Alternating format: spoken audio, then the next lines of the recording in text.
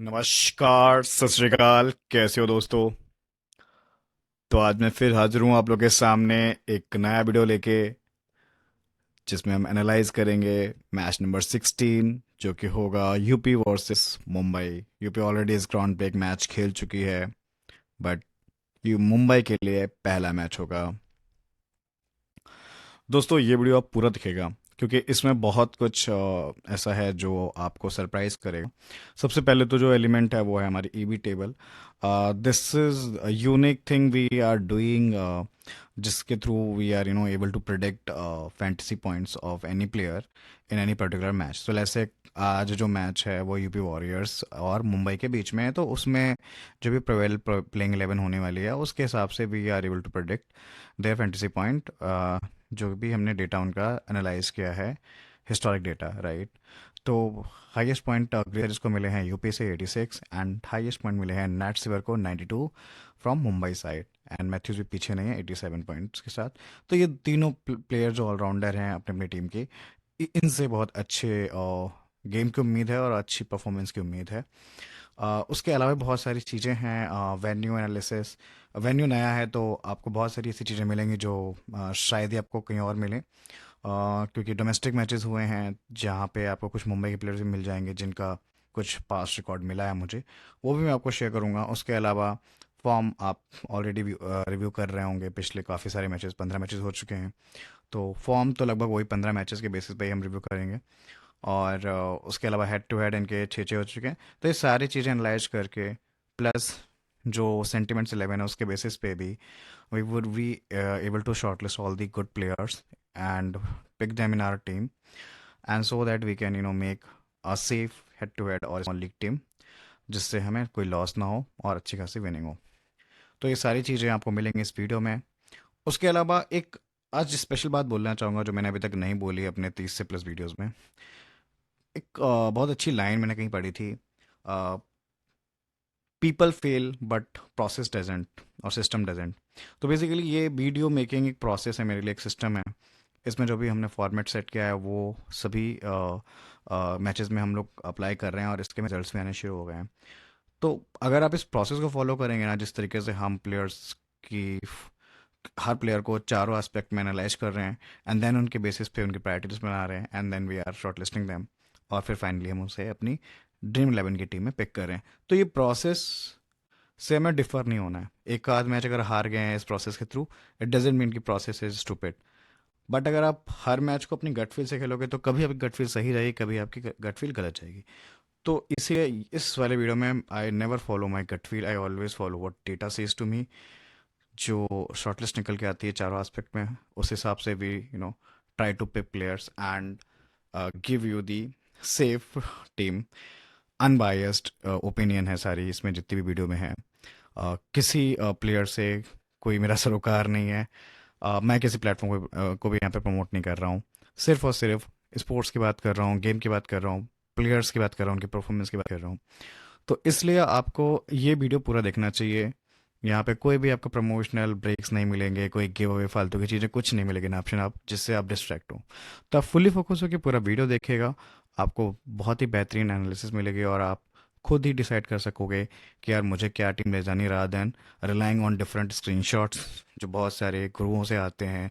मैं भी आपको एक स्क्रीनशॉट दिखाऊंगा, आप मेरी टीम से भी जा सकते हो, नहीं तो अपना खुद का भी दिमाग अप्लाई करके और अच्छे से खेल सको। आगे बढ़ने से पहले रिक्वेस्ट है आप लोगों से, प्लीज़ टेलीग्राम चैनल जरूर ज्वाइन कीजिएगा। टॉस के बाद बहुत सारी चेंजेस हो सकते हैं, टीम में भी कुछ बदलाव हो सकते हैं, तो वो आपको फाइनल 3 टीम्स टेलीग्राम चैनल में मिलेंगी। एक टीम रहेगी उसमें ग्रैंड लीग की, एक स्मॉल लीग की, और एक हेड टू हेड की। आप जिस टाइप के भी प्लेयर हैं उस टाइप की टीम को पिक कीजिएगा और फैंटेसी खेलिएगा। अब वेन्यू पे देखिए, ऑलरेडी एक ही मैच हुआ है। पास्ट जो डोमेस्टिक मैच हैं अब उनका सरोकार हम कम रखेंगे। मेन जो लास्ट मैच हुआ उसको देखते हैं। तो देखिए क्या हुआ था, पहले जब बैटिंग की गुजरात ने, तो बैथ मुनी चल गई थी जिनकी ऑलमोस्ट सेंचुरी हो गई थी। उनकी वजह से काफ़ी अच्छा स्कोर पोस्ट किया था गुजरात ने पहले इनिंग करते हुए 186 का। बट जवाबी कार्रवाई में यूपी जो थी वो पूरी तरह से फ्लॉप हुई और वो 105 पे ऑल आउट हो गई। तो अभी बहुत ही एक्सट्रीम रिजल्ट आए हैं कि मतलब पहले इनिंग को देख के लगता है बैटिंग फ्रेंडली पिच है, दूसरी इनिंग को देख के लगता है यार बॉलिंग फ्रेंडली है। तो अभी भी आप इस पिच को न्यूट्रल ही मानिएगा। ट्रेडिशनली ये पिच हमेशा न्यूट्रल बिहेव की है या मोस्टली थोड़ा बॉलर्स को फेवर की है, बैटर्स को बहुत रेयर ही यहाँ पे सपोर्ट मिला है। बट भी बैथ मुनी के चलने से एक अच्छा मोमेंटम आ गया था और टीम को अच्छा खासा स्कोर पोस्ट करने में हेल्प मिला था। ऐसा रेयरली होता है, बैथ मुनी भी बहुत मैचेस के फ्लॉप शो के बाद अचानक से उन्होंने एक सरप्राइजिंग हिट दिया। विकेट्स की बात करें तो 5 विकेट जो है वो पहले इनिंग में गिरे थे, जिसमें 2 पेसर्स को मिले थे और 3 स्पिनर्स को। दूसरी इनिंग में जब 10 विकेट पूरे गिरे तो 6 पेसर्स के खाते में आए और 4 स्पिनर्स के खाते में आए। तो यूपी का भी इस यहाँ पे खाता नहीं खुला है। 0% विनिंग रेट है एक मैच खेलने के बावजूद भी। एमआई के लिए ये नया वेन्यू होगा। वो पिछले एक मैच के बेसिस पे तो यार डिफेंडिंग ही प्रिफर्ड की जाएगी अगर पिच स्लो होने वाली है सेकेंड इनिंग में। तो वेदर क्लियर रहेगा, मैच पूरा देखने को मिलेगा। तो जो पिछला मैच हुआ है यूपी का, उसमें देखिए जो टॉप परफॉर्मर्स जो थी वो एक्लिस्टन थी। 2 विकेट्स आए थे। ये मैंने पिछले वीडियो में ऑलरेडी लिख के दे दिया कि 2 विकेट इनको मिलेंगे और वही मिले थे। 14 रन का इन्होंने छोटा सा कैमियो भी खेला, एक छक्का लगाया उसमें। उसके अलावा आप देखोगे शिनेल हेनरी जिनको अब पूरे 4 ओवर मिलते हैं कोटे के और ये मोस्टली पावर प्ले में करा जाती हैं, उनको एक सफलता मिली थी। एक सफलता और मिल सकती थी लेकिन वो फील्डिंग ने साथ नहीं दिया। 28 रन्स मारे थे अगेन एक अच्छे अंदाज में, 3 चौके 2 छक्के। ग्रेस हैरिस को बॉलिंग से सफलता नहीं मिली थी, यानी विकेट्स नहीं मिले थे, लेकिन 25 रन जरूर मारे थे उन्होंने ओपन करते हुए। दीप्ति शर्मा का बल्ला चला ही नहीं इस सीजन में। 2 ठीक ठाक सी पारी आने के अलावा उन्होंने कुछ नहीं किया बैट से। सारे मैचेस में सिंगल डिजिट जा रही हैं, इंक्लूडिंग दिस मैच। एक विकेट फिर भी उनको मिल गया था। तो विकेट तो मिलना स्वाभाविक है इस पिच पे। विकेट्स मिल सकता है आराम से इन्हें आज के मैच में भी। उमा छेत्री 17 रन, एक स्टंपिंग। क्रांति गौर 1 विकेट। बाकी किरण नवगिरे जो इनके ओपनर हैं, हिटर हैं, वो फ्लॉप हुई थी। अब आप देखोगे तो ये 6 मैच खेल चुके हैं आपस में, जिसमें 4 मुंबई जीती है और 2 ही यूपी जीती है। तो थोड़ा सा मुंबई के पास स्लाइटली साइकोलॉजिकल एडवांटेज है इस मैच में भी। अब हम एक एक करके सारे इनके head to head scorecard review कर लेते हैं। स्टार्ट करते हैं जो इस सीजन का पहला मैच ये खेल चुके हैं, जिसको मुंबई जीती थी 8 विकेट से। इसमें जिताने में सबसे बड़ा योगदान था नैट सिवर का और मैथ्यूज का। इन दोनों ने अकेले मिलकर मैच को चेस कर डाला था। 75 नॉट आउट आए थे नैट सिवर से और पहले बॉलिंग करते हुए 3 विकेट। और इस मैच में ही मैथ्यूज ने भी अपना बल्ला चलाया था ठीक से और हाफ सेंचुरी लगा के अपनी फॉर्म को एक तरीके से रिकवर किया है। ऑल तो काफ़ी हद तक ये पूरे डबल पिल में आउट ऑफ फॉर्म रहे हैं विद बैट पर्टिकुलरली। 1 विकेट भी मिला था इनको। कर को 1 विकेट मिला, बैटिंग नहीं आई थी। इस्माइल को 2 सफलता मिली थी। कौर की बैटिंग ज़रूर आई थी बट 4 नॉट आउट मारे थे, विनिंग शॉट मार के मैच ख़त्म किया था उन्होंने। उसके अलावा आप देखोगे तो इधर से सबसे अच्छा योगदान अब क्रिस हैरिस का आया था, क्योंकि अब इनको ओपन करने का मौका मिल रहा है पिछले कुछ मैचेस से। बृंदा दिनेश जो कि अभी तक नज़र ही नहीं आई थी, वो इस मैच में उन्होंने अपनी मौजूदगी जाहिर की 33 रन मार के। शेरावत 19 रन, एक्लिस्टन का 1 विकेट और 6 रन, दीप्ति शर्मा का 4 रन और 1 विकेट। बाकी ये थोड़ा पिछले सीजन के रिकॉर्ड भी देख लेते हैं, जिसमें फिर से मुंबई जीती थी और उसमें भी नैट सिवर का एक अच्छा ऑलराउंडर प्रदर्शन आया था। वो अगेन टॉप बैटर रही थी। कौर के 33 रन थे, एमिला कर के 39, सजना के 22 रन, 1 विकेट भी था। साइका इशाक जो कि खिलाई नहीं जा रही हैं, उनके भी 3 विकेट थे। इनके हेड टू हेड में काफ़ी अच्छे रिकॉर्ड्स हैं। मुझे लगता है कि शायद इनको एक मौका मिलना चाहिए। मैथ्यूज का 1 विकेट, इस्माइल का 1 विकेट। इधर से देखोगे तो यहाँ से सबसे अच्छा दीप्ति शर्मा ने किया था, 53 not out and 1 wicket. Sherawat के 17 रन, ग्रेस हैरिस के 15 रन। अट्टापट्टू जो कि अब इस टूर्नामेंट में खेलेंगे नहीं, उनके भी 2 विकेट थे। गायकवाड़ जिनको खिलाया नहीं जा रहा, उनका 1 विकेट था। ठाकुर का भी 1 विकेट था। पिछले सीजन का ही जो दूसरा मैच हुआ था उसमें नवगिरी ने ज़रूर हाफ सेंचुरी मारी थी और उसको यूपी जीती भी थी 7 विकेट से। और 38 रन थे हैरिस के प्लस 1 विकेट। दीप्ति शर्मा का भी काफ़ी ठीक ठाक प्रदर्शन आया था, 27 प्लस 1 विकेट। एक्लिस्टन का 1 विकेट और गायकवाड का 1 विकेट। तो मुझे लगता है गायकवाड को कहना चाहिए यार, हेड टू हेड में वो ठीक ठाक की है। या फिर शाइका इशाक को खिलाना चाहिए मुंबई को, उन्होंने भी हेड टू हेड में ठीक ठाक किया है। ये दोनों ही प्लेयर मिसिंग हैं। हेली मैथ्यूज ने 55 किए थे, विकेट हालांकि नहीं लिया था। भाटिया ने 26 किया था। एमिलिया कार्ड ने 23 प्लस 1 विकेट। इसमें नेट से फ्लॉप हुई थी, इसीलिए शायद मैच भी नहीं जीत पाए थे मुंबई की टीम। अब चल लेते हैं हम फर्स्ट सीजन में, जहाँ पे फिर से नवगिरे का अच्छा प्रदर्शन आया था। तो नवगिरे के भी ना 2 अच्छे रिकॉर्ड्स हैं, 2 अच्छे मतलब इनिंग हैं against this side. All the पिछले मैच में फ्लॉप हुई हैं अगेंस्ट मुंबई और इवन अगेंस्ट गुजरात भी, लेकिन शायद इस मैच में ये वापस से अपना ये 40 और 50 वाला अंदाज जाहिर करें। Deepti Sharma 16 run, Grace Harris 14 run, Ecclestone के 2 विकेट। एक्लिस्टन विकेटलेस नहीं जाती मुंबई के आगे स्पेशली, और 2 विकेट लेने का भी मादा रखती हैं इस मैच में भी, क्योंकि पिच उनको सपोर्ट करेगी। नेट्स पर अगेन एक बेहतरीन शो आया, 72 नॉट आउट, 1 विकेट। एमिला का 29 run, Matthews 26 plus 1 wicket. Saika Ishaque का गेंद देखिए यहाँ पे 2 विकेट। तो साइका ईशा को जब भी मौका मिला है उन्होंने शाइन किया है अगेंस्ट यूपी। अब सीजन 1 का जो ये वाला मैच भी हम देख लेते हैं, जिसमें ग्रेस हैरिस फिर से अच्छा की थी। मैकग्राथ जो कि पिछले मैच में बिठाई गई बाहर की थी आउट ऑफ फॉर्म के चलते हुए, उन्होंने भी 38 मारे थे। तो 23 का तो जो साल था ना वो टाइला मैकग्राथ के नाम था। एक्लिस्टन के 3 विकेट और 16 रन नॉट आउट। दीप्ति के 13 नॉट आउट, 2 विकेट, और गायकवाड के 2 विकेट, इसको भी यूपी जीती। मैथ्यूज के यहाँ पे 35 प्लस 1 विकेट, कौर का यहाँ पे 25, एमिलिया कर का यहाँ पे 3 रन 2 विकेट, नेट्सवेयर का 5 रन 1 विकेट। प्रदर्शन रहा था नेट्सवेयर का। अब सिर्फ जो ये लास्ट मैच बचा है फर्स्ट सीजन का, उसको भी देख लेते हैं। यहाँ पे अगेन 50 आई थी मैकग्राथ की, नगवीर के 17, एक्लिस्टन के 1 विकेट, गायकवाड का 1 विकेट। तो अब देख रहे हैं गायकवाड 3 बार इसमें दिख चुके हैं विकेट और टैली में फ्रॉम यूपी, जब भी उन्होंने मुंबई के अगेंस्ट खेला है। And same goes with Saika Ishaque को भी 3 बारी हेड टू हेड में अच्छा विकेट लिए हैं, टोटल 8 विकेट लिए हैं। इस वाले मैच में 3 विकेट लिए थे, एमिलकर ने 2 विकेट लिए, राइट, और मैथ्यूज ने 1 विकेट लिया। तो ये गायकवाड और इधर से स्ट्राइका ईशा की ये 2 प्लेयर कल आ जाती हैं तो बहुत ही इंटरेस्टिंग टीम बन जाएगी टू बी ऑनेस्ट। इधर से आप देखोगे तो गौर ने सबसे अच्छे रन मारे थे, एक हाफ सेंचुरी आई थी। सेवर के भी 45, नॉट बैड, विकेट्स नहीं लिए थे हालांकि। भाटिया जो कि बिल्कुल फ्लॉप हैं, लेकिन इस टीम के अगेंस्ट ठीक ठाक किया है कभी कभार, एंड ये तो हम रिव्यू कर ही चुके हैं। तो इस तरीके का ये स्कोर पैटर्न रहा था। तो अगर हम ये सारे हेड टू हेड को समराइज करें और अभी करंट सिनारियो को समझें, तो देखिए यहाँ से Deepti Sharma, Sophie Ecclestone, Grace Harris and Chinelle Henry, जिनका हेड रिकॉर्ड ज़्यादा अच्छा नहीं है, अभी एक ही मैच खेला था लेकिन फॉर्म में, तो ये 4 प्लेयर तो आप मिस ही नहीं कर सकते हो यहाँ से। और यहाँ से वो जो तीनों ऑलराउंडर्स हैं, हरमनप्रीत कौर भी लेनी पड़ेंगी आपको, क्योंकि इस विकेट पे उनकी बैटिंग आ जाएगी, उनको मौका भी मिलेगा कुछ करने का। और इस्माइल, राइट, ये प्लेयर फिक्स हो जाते हैं परफॉर्मेंस को देख के। शका इशा खेलती हैं तो एक बहुत अच्छी डिफरेंशियल पिक हो सकती हैं, same goes with Gaikwad as well. So ये कुछ आप इंटरप्रिटेशन निकाल सकते हो इस पर सारे रिव्यू से। प्लेइंग 11 में मुझे, जैसा मैंने एंटिसिपेट किया है, मैं गायकवाड को जगह देना चाह रहा हूँ, उनको खिलाना चाहिए। अब टायला मैकग्राथ को पिछली बार आउट किया है, तो इनके पास एक फॉरेन प्लेयर का कोटा खाली है। मुझे लगता है उसको एलाना किंग को भरना चाहिए, क्योंकि इस पिच में उनकी ज़रूरत है, उनकी ऐसी शानदार और स्मार्ट बॉलर की। और उनके आने के बाद भी उनके पास 4 ही फॉरेनर प्लेयर रहेंगे तो भी मेरे को लगता है बैलेंस टीम बन सकता है। बाकी ओपनिंग तो मेरे ख्याल से क्रिएट सीरीज अच्छा कर रही है, निवगरे को भी और मौका मिलेगा एक। दिनेश ने भी वन डाउन में ठीक ठाक किया है, स्पेशली मुंबई के अगेंस्ट। दीप्ति शर्मा का फोर्थ स्लॉट फिक्स है वैसे। शेरावत भी ऊपर आ रहे हैं थोड़ा सा, चेत्री, उसके बाद शिनिल हैनरी को थोड़ा सा ऊपर मौका दे सकते हो आप कंडीशन को देखते हुए। एक्लिस्टन फिक्स हैं, क्रांति कौर ने भी अच्छा किया है जितने मैचेस खेले हैं। मुंबई से टॉप ऑर्डर तो इनका ये फिक्स ही है, टॉप 5 ये भी फिक्स ही है लगभग।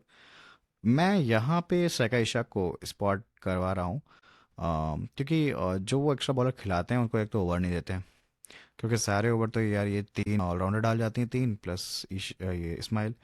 4 ओवर के लिए वो कभी संस्कृति का इस्तेमाल करते हैं, कभी अमनजोत का। तो अब एक अच्छी बॉलर ले आओ भाई, जो विकेट टेकर है स्पेशली अगेंस्ट दिस साइड। तो ये मुझे लगता है कि ये स्ट्रॉन्ग लाइनअप रहेगा इनका मुंबई का अगेंस्ट यूपी, अगर वो इस फैक्टर कंसिडर करते हैं। और अगर आउट ऑफ फॉर्म समझ के उनको रूल आउट सही कर दिया है टूर्नामेंट से, दैट इज़ डिफरेंट स्टोरी। अब दोस्तों ये लगभग टीमें 5-5 मैच खेल चुकी हैं। मुंबई की टीम 5 मैच खेल चुकी है और यूपी की 6-6 मैच खेल चुकी, पर्टिकुलरली दिस सीजन। उसके बेसिस पे I have ranked them basis on their average fantasy point. तो सबसे ज़्यादा अच्छा जो एवरेज है वो नेट सीवर का है, तो लास्ट मैच उनका एक फ्लॉप शो था जिसमें 18 रन मारे थे और 9 विकेट। बट उसके अलावा उन्होंने सारे मैचेस में ताबड़तोड़ बैटिंग की है, विकेट्स भी निकाले हैं। तो इसलिए ये तो आपकी सबसे अच्छी एवरेज के साथ ये फिक्स है। उसके बाद मैथ्यूज़ का भी यही कहानी है, विकेट्स उन्होंने भी कम नहीं लिए हैं, 7 विकेट पूरे लिए हैं। बैटिंग से वो सिर्फ यूपी के अगेंस्ट चली थी, बाकी ये भी ठीक ठाक 22 रन आ गए थे। उसके अलावा बाकी 3 फ्लॉप शो पे बैट, तब भी 94 का उनका एवरेज है फैंटेसी पॉइंट का। शिनेल हैनरी मुंबई के अगेंस्ट फ्लॉप हुई हैं, लेकिन वैसे बाकी अच्छा किया है बैट से और बॉल से, और अब इंपॉर्टेंट ऑलराउंडर बन जाते हैं। 92 इनके भी फैंटेसी पॉइंट्स हैं on average. Ecclestone because of bowling and थोड़ा बहुत बैटिंग से भी कंट्रीब्यूट कर सकते हैं वो, उनका भी अच्छा फॉर्म है इस सीज़न। ग्रेस हैरिस अब दोस्तों बहुत इंपॉर्टेंट हो चुकी हैं, बिकॉज बॉलिंग भी डाल रही हैं और ओपन भी कर रही हैं। तो ओपन करते हुए उनके दो ठीक ठाक इनिंग आई हैं, 25 की और 45 प्लस विकेट्स टैली में भी रहती हैं। दीप्ति शर्मा का बैट से तो मैं बोलूँगा फ्लॉप से चल रहा है अपार्ट फ्रॉम दिस इनिंग, और मुंबई के अगेंस्ट फिर से एक बार वो फ्लॉप हो सकती हैं जिस हिसाब से उनकी बैटिंग चल रही है, बट शायद एक आध विकेट निकाल जाए तो आपको टीम में रखनी पड़ेगी। सीबीसी जरूर आप अवॉइड कर सकते हैं। एमिलिया कर, जिनकी बैटिंग या तो आती नहीं आती, तो बहुत कुछ करा नहीं उन्होंने सिंह ने इस सीजन। विकेट्स टैली में ज़रूर रही हैं, ऑल्दो हर मैच में विकेट भी नहीं लिए हैं, लास्ट मैच में विकेट लेस गई थी। स्माइल 5 विकेट ले चुके हैं अब तक ऑन एवरेज, एक विकेट कह सकते हो, लेकिन हालांकि पिछले मैच में वो विकेट लेस गई थी, एक मैच में वो 2 विकेट ले चुकी हैं। अमनजोत कौर, इनके 5 विकेट जो दिख रहे हैं वो एक बार ही आपके 3 विकेट आए हैं और बाकी 2 विकेट आए थे, उसके अलावा ये विकेट लेस रही हैं।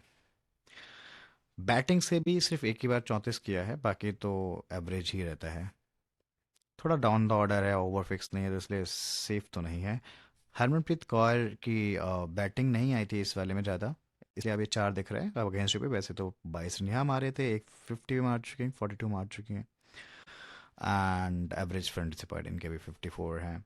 किरण नवगिरे जो कि ओपन करती हैं और 2 फ्लॉप शो हो चुके हैं, और ये वाला फ्लॉप एक जो है, 1 रन, ये मुंबई के अगेंस्ट ही आया था।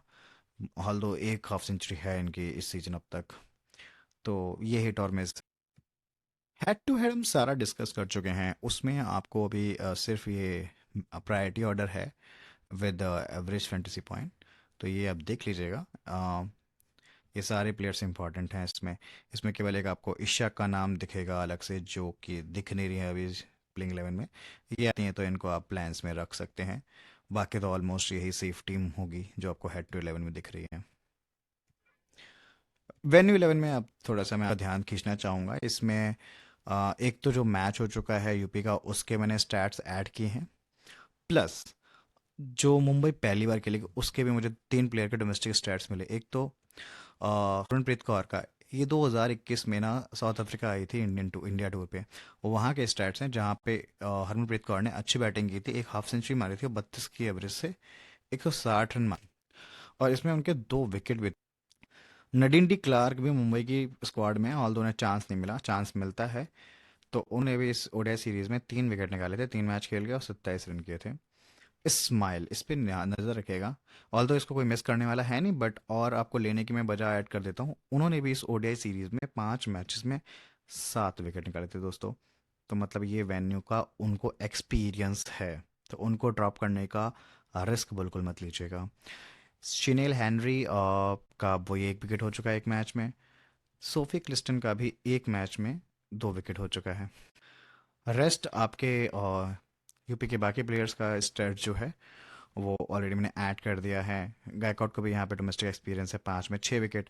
अंजलि सारवानी जो कि खिलाई जा सकते हैं 8 मैच में 12 विकेट। तो ये कुछ 2 प्लेयर ऐसे हैं यूपी के जिनको एक्सपीरियंस है इस वेन्यू का डोमेस्टिक मैचेस में, उनको चांस देने में कोई हर्ज नहीं है, ये उनके स्टेट्स उनके फेवर में हैं।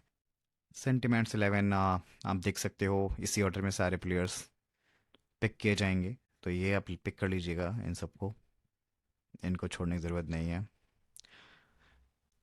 यस्ते भाटिया को भी लेना पड़ेगा बिकॉज क्षेत्र की बैटिंग ऑर्डर बहुत नीचे है, ऑल दो भाटिया को पता नहीं वो 0 पे भी जा सकती हैं। कौर को देखो लेना पड़ेगा।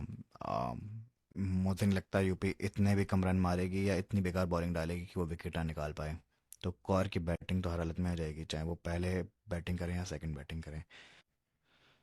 तो देखिए Kiran Navgire is the only player जहाँ पे पंट ले सकते हो आप सेफ्टी में भी, तो वो पंट हम लेंगे बेस्ड ऑन 3 थिंग्स। पहली, जो प्लेयर्स खिलाए नहीं जा रहे, जैसे एलेना किंग को मौका मिलता है तो वो एक सेफ स्पॉट आ जाएगा, गायकवाड खेलती हैं उनका एक सेफ स्पॉट है, या वे ईशा खेलती हैं उनका एक सेफ स्पॉट है। या फिर आप अगर डिफरेंशियल जाना चाहते हो तो बृंदा दिनेश को चांस देने में कोई हर्ज नहीं है, उन्होंने अगेंस्ट मुंबई 33 किए थे जो कि उनका हाईएस्ट स्कोर है इस सीजन का, और वो थोड़ा सा सेफ खेलती हैं, ग्राउंडर शॉट ज़्यादा मारती हैं, उठा के कम मारती हैं, तो वो इस ग्राउंड को बेहतर समझ के बेहतर इनिंग दे सकती हैं रादर देन किरण नवगिरे। किरण नवगिरे के फेवर में एक ही चीज़ है कि उन्होंने हेड टू हेड में अच्छा किया है पास्ट सीजन में, 40s में या 50 भी है ह्यूमगिस्ट। This is the only factor जिसके साथ नवगिरे के साथ आप जा सकते हो। तो अभी सेफ तो पिक यही बनेंगे, लेकिन फिर भी इनकी जगह रिस्क लेने वाले जो प्लेयर्स हैं मैंने आपको रिकमेंड कर दिए हैं। अब based on all this analysis, चारों टेबल हमने देख ली, उनके हेड टू हेड देख लिया, उनके रिसेंट मैच जो हुआ है भी यूपी का वो भी देख लिया। उस बेसिस पे यूपी की साइड से 3 प्लेयर जो हैं जिनके चारों टेबल्स में नाम शामिल हैं, दीप्ति शर्मा यूपी की कैप्टन, एक्लिस्टन मेन बॉलर, और एक बहुत ही उम्दा ऑलराउंडर ग्रेस हैरिस, इनको आप यूपी से मिस नहीं करेंगे। And same goes with these 2 players, Harmanpreet Kaur को भी इस ग्राउंड का एक्सपीरियंस। अब जो प्लेयर जिनको ग्राउंड का तो अनुभव नहीं है, लेकिन हेड टू हेड फॉर्म और सेंटिमेंट उनके फेवर में है, नेट सिवर नो डिबेट, हली मैथ्यूज नो डिबेट, एमिलिया कर ठीक है, अब थोड़ा सा डिबेटेबल ऑप्शन बन गई हैं बिकॉज विकेटलेस भी जा रही हैं और बैटिंग से कुछ कर नहीं रहे हैं, तो हालांकि फिर भी सेफ रहेंगे इस मैच में। एंड किरण नवगिरे का भी हेड टू रिकॉर्ड शानदार है। तो सेफ टीम तो ऑलरेडी आपको समझ में आ गई होगी। सिलेक्शन के बेसिस पे भी आप इनको तो आप लेके चलोगे, यहाँ से इन दोनों को नहीं छोड़ सकते हो, दीप्ति को नहीं छोड़ सकते हो, नेकलेस को नहीं छोड़ सकते हो। डिफरेंशियल जैसे मैंने बोला था, किरण नवगिरे की जगह आप ये 3 प्लेयर के साथ भी एक्सपेरिमेंट कर सकते हो, इवन अगर गायकवाड़, एलेना किंग या सैकाई शाक को प्लेइंग 11 में जगह नहीं मिलती है। तो ये डिफरेंशियल आप मैं रिकमेंड कर रहा हूँ हार्ड सेक्शन से, ये बैटिंग से, ये बॉलिंग से, ये ऑलराउंडर से। अगर बॉलिंग पैटर्न देखेंगे तो इसमें अब जैसे मैंने बोला था कि अब पावर प्ले का जो स्टार्ट है वो एंट्री कर रही है इधर से, ग्रेस हैरिस के भी 2 ओवर आ जाते हैं, एक ओवर आता है शर्मा का, गाउट का एक ओवर आ जाता है, मिडिल ओवर और डेथ एक्लिस्टन के नाम है, डेथ में गॉड का भी एक ओवर है और शर्मा का भी एक ओवर रहता है। इधर से आप देखोगे तो इस्माइल पूरा ही पूरा पावर प्ले करा जाती हैं और एक तुरंत पावर प्ले के बाद, तो ये तो अर्ली विकेट के लिए जाने जाते हैं, तो इसीलिए खतरा है कि इनके जैसे धुरंधर बॉलर है, सामने किरण नवगिरे जैसे हिट और मिस बैटर है, तो यार वहाँ पे फिर आप थोड़ा इस्माइल को वेटेज दोगे और नवगिरे को छोड़ने में कोई हर्ज नहीं है। सिवर को भी ओवर मिले थे 2, जो कि इन्होंने पावर प्ले में डाले थे।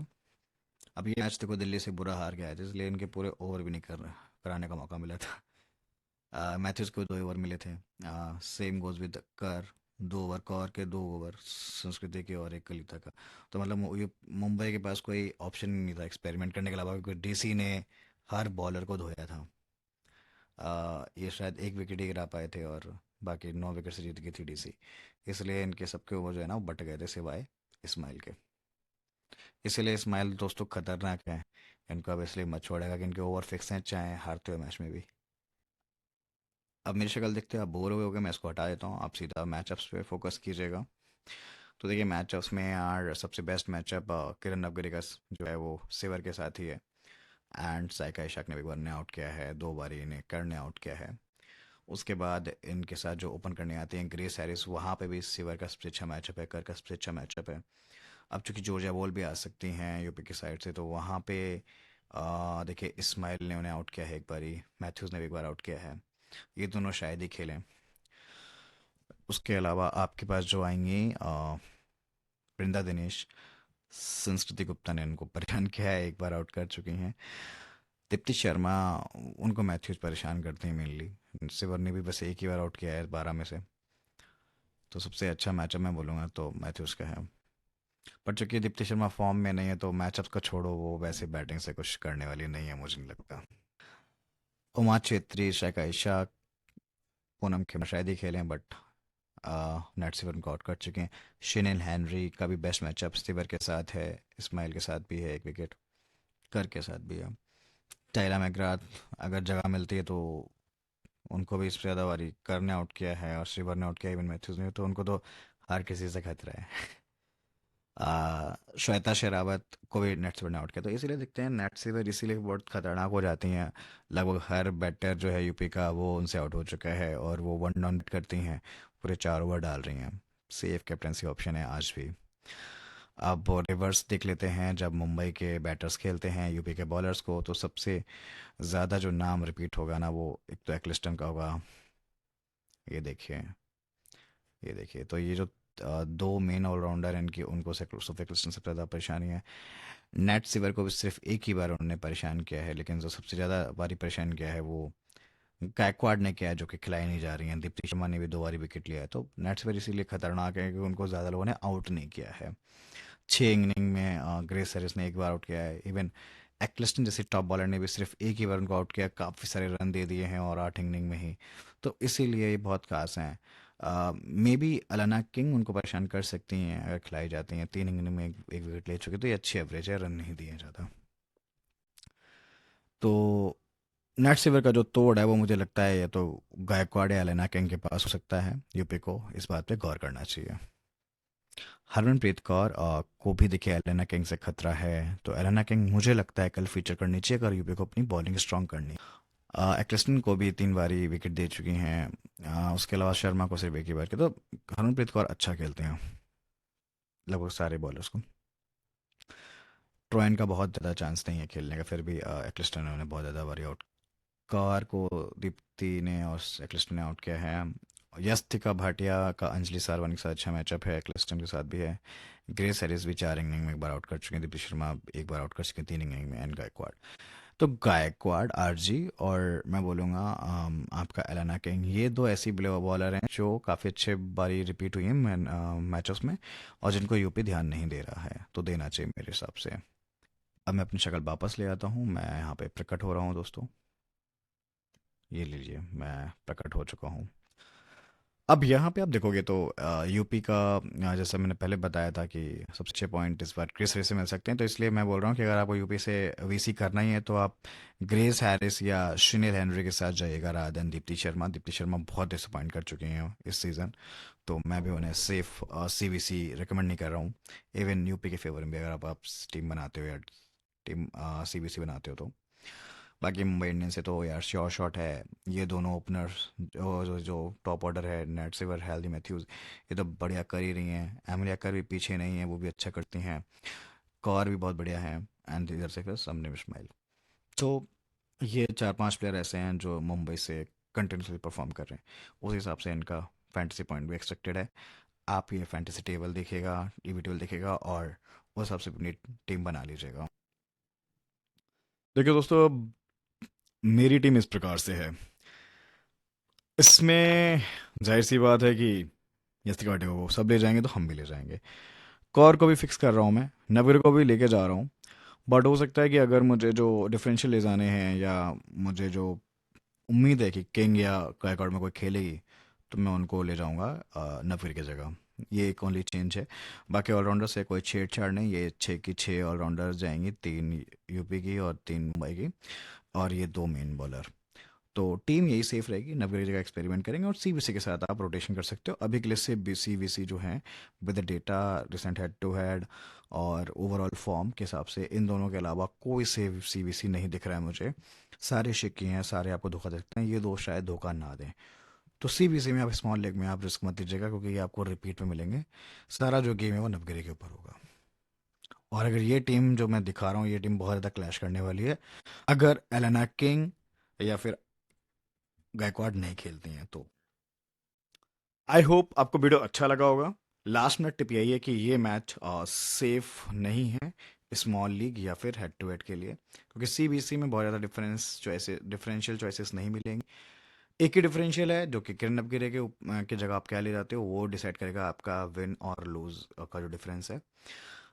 उसके बाद बाकी ये मैच ग्रैंड लीग के परस्पेक्टिव से बहुत अच्छा है। आप 10 कॉम्बिनेशन ले जाओ, 20 कॉम्बिनेशन ले जाओ with the different CVC, and एक प्लेयर को रोटेट करते रहो, किरण अवगिरे या कौर के साथ रोटेशन करते रहो। बॉलर से अच्छे से मत करना, दोनों को विकेट मिलने वाले हैं, ये मैं लिख के दे रहा हूँ आज भी।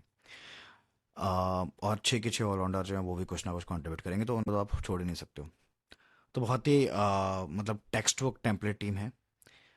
तो invest wisely and enjoy the match guys. पहले तो ये मैच जरूर एंजॉय करें, बाकी सब बाद में। अपना ख्याल रखिएगा, अपना ख्याल रखिएगा, और मिलते हैं फिर अगले वीडियो में। तब तक के लिए नमस्कार, टेक केयर, गुड बाय।